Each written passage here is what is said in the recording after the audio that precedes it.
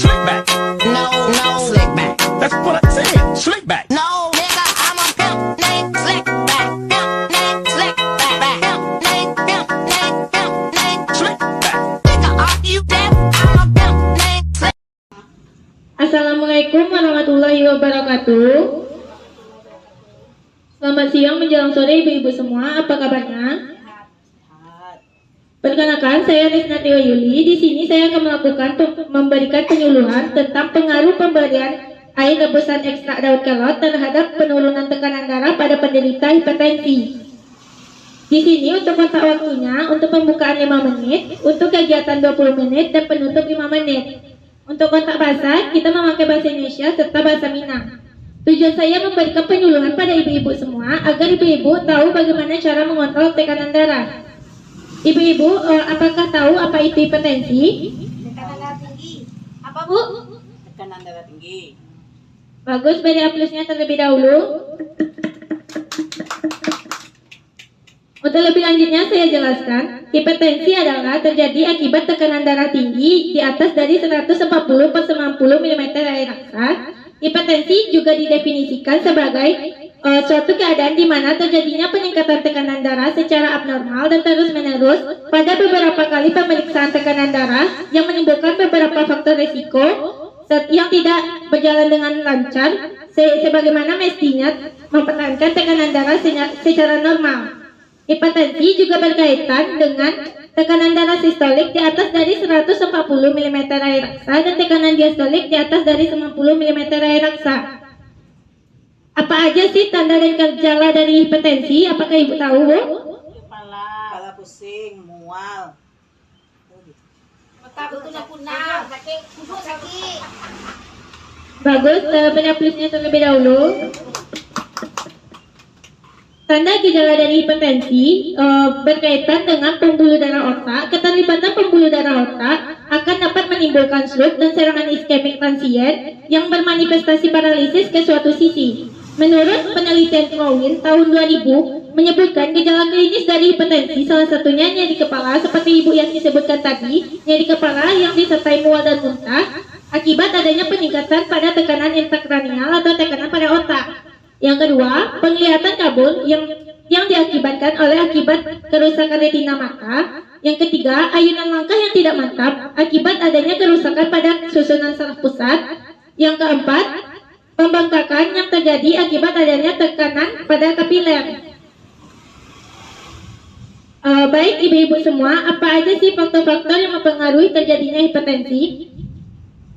Dari makanan. Apalagi, Bu? Sangka keturunan. Baik, bagus, beri plusnya terlebih dahulu. Faktor-faktor yang mempengaruhi hipertensi, yang pertama, faktor keturunan atau genetik. Apabila salah satu dari orang tua ibu ada yang mengalami hipertensi, maka juga bisa akan diwarisi atau diturunkan kepada ibu. Semisalnya ibu tidak mengalami hipertensi, kemungkinan anak ibu akan mengidap penyakit hipertensi. Yang kedua, gaya hidup. Gaya hidup yang tidak sehat sangat mempengaruhi terjadinya hipertensi. Seperti ibu yang disebutkan tadi, makanan-makanan bersantan dan makan makanan yang tinggi akan garam akan memicu terjadinya hipertensi. Yang ketiga, jenis kelamin. Jenis kelamin pria lebih beresiko besar terjadinya hipertensi karena kebiasaan merokok yang terlalu tinggi sehingga dapat memicu terjadinya hipertensi. Yang keempat, usia. Lansia lebih rentan mengalami hipertensi karena daya tahan tubuh kekebalan tubuhnya menurun. Yang kelima, faktor-faktor yang mempengaruhi dari hipertensi ini salah satunya kebiasaan merokok. Kebiasaan merokok sangat buruk bagi tubuh ya ibu-ibu semua. Bilang sama suaminya nantinya, kebiasaan merokok sangat berefek buruk pada tubuh karena kandungan rokok yaitu kafein dapat memicu terjadinya hipertensi, TB paru dan hepatitis B. Selanjutnya, apakah ibu-ibu semua tahu tentang daun kelor? Tahu. Itu obat turun tensi. Bagus, beri plusnya terlebih dahulu. Baik, untuk selanjutnya saya jelaskan, daun kelor merupakan jenis tanaman kelor yang bisa hidup di daerah tropis atau daerah-daerah panas yang seperti kita ini. Tanaman kelor bisa hidup di dataran rendah dengan ketinggian tanaman 7-11 meter. Daun kelor banyak mengandung antioksidan yang sangat berpengaruh pada pengobatan tradisional kuno seperti zaman dahulu banyak menggunakan daun kelor sebagai pengobatan.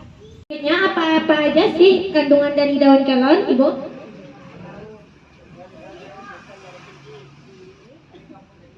Baik, untuk lebih lanjutnya saya jelaskan saja ya Ibu. Kandungan dari daun kelor ini banyak mengandung antioksidan. Sebanyak 2 mg daun kelor mengandung 9 kalori seperti protein, karbohidrat, kalium, kalsium, magnesium, zat besi, vitamin A, vitamin C, dan asam folat. Daun kelor juga banyak mengandung antioksidan seperti senyawa askorbonat, flavonoid, fenol, dan fenolik.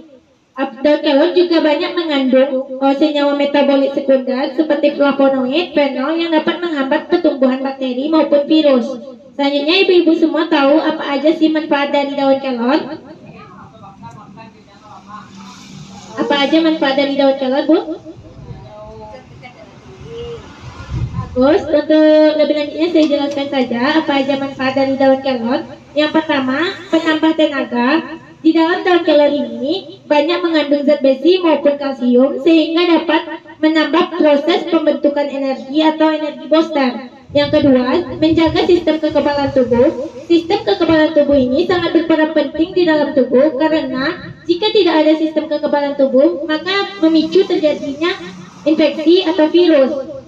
Yang ketiga, manfaat dari daun kelor ini mempertahankan massa otot. Protein dan jenis asam amino esensial di dalam daun kelor dapat membantu pertumbuhan dan perkembangan massa otot. Yang keempat, manfaat dari daun kelor ini yaitu anti-stres. Menurut farmakologi mengemukakan bahwa tanaman ini dapat bermanfaat sebagai kemampuan yang memiliki untuk menghapus efek toksik atau efek beracun di dalam tubuh. Selanjutnya yang kelima, menjaga sistem pencernaan atau kesehatan sistem pencernaan. Selanjutnya yang keenam, manfaat dari daun kelor yaitu menurunkan kolesterol dan tekanan darah.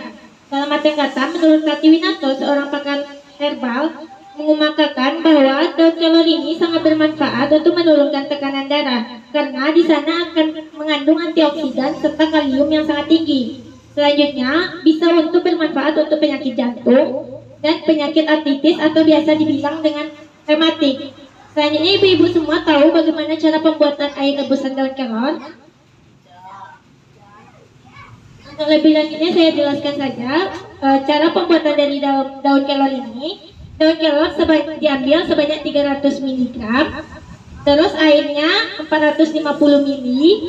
Langkah-langkah dalam pembuatan air rebusan daun kelor ini, daunnya ibu cuci terlebih dahulu. Setelah ibu cuci, ibu rebus sebanyak 450 ml airnya. Jadikan 1 gelas atau setara dengan 150 ml dalam perebusan 15 menit. Lalu ibu saring airnya dan minum 1 gelas setiap pagi hari. Boleh diminum setiap hari, namun 1 gelas dalam takaran 1 gelas. Apakah ibu-ibu semua ada pertanyaan? Ya. Baik, untuk selanjutnya ini prosedur dalam pembuatan air rebusan ekstrak daun kelor. Nanti bisa ibu baca di rumah cara membuatnya.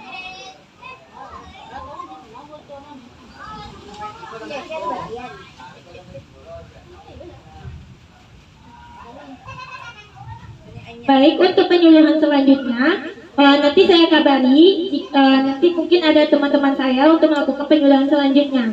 Saya akhiri. Assalamualaikum warahmatullahi wabarakatuh. Waalaikumsalam warahmatullahi wabarakatuh.